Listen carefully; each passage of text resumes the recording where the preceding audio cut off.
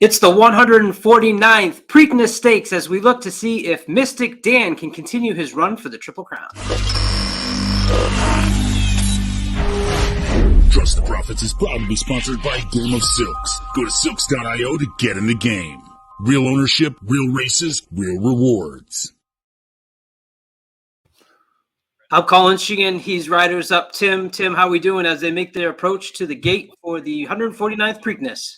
Doing excellent, getting that Triple Crown nerves going here a little bit. Always love these races, and the muddy track's going to make it interesting. But let's see how it goes.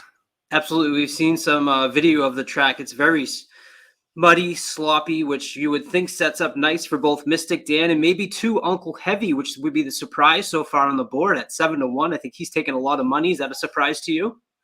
You know, what's a surprise is, and it seems like this has happened since it's the Rich Strike factor, that look at the odds across the board. I mean, fairly even for the most part. You've got Mugatu at 17-1, but other than that, you know, no double digit.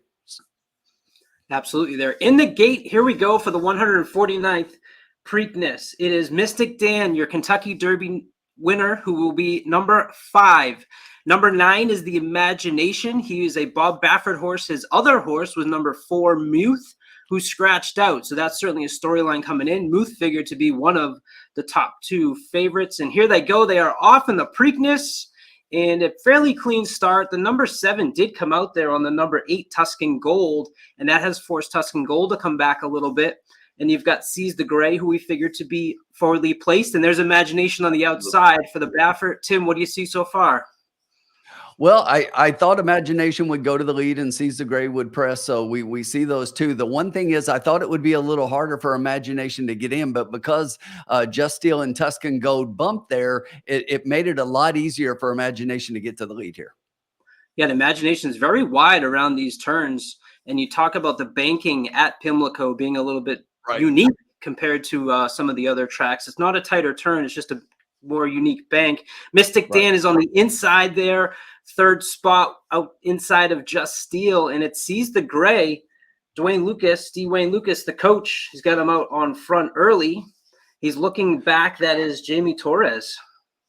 Yeah, and another thing, Colin, I'd like to point out is I really like Catching Freedom in here, and everybody was talking about how he's a deep closer. And I don't necessarily think he's a deep closer. I think he has the ability to stalk from a little closer to the pace than just being way back and out of it, and he is here. So it'll be interesting to see as they hit the stretch whether he's got that closing kick he's had, and he's going to have a real chance here. Interesting also that Mystik Dan had the rail but decided not to because of the muddy track. So here comes Mystik Dan, going to try to make a move and Sees the Gray out front.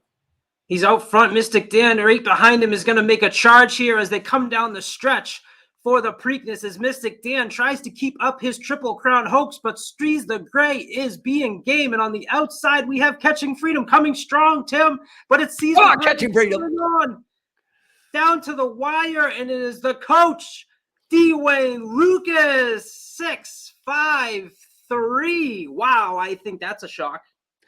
I think everyone is shocked. Look, shocked and not shocked. That horse, I think a lot of us thought that coming out of the Pat Day Mile, many people were not impressed with that race and the way it shaped up and how slow it went, and whether or not Sees the Gray could, was going to be able to do the 2 turns instead of the 1 and the mile and a 3/16 here. But I think the coach did it again.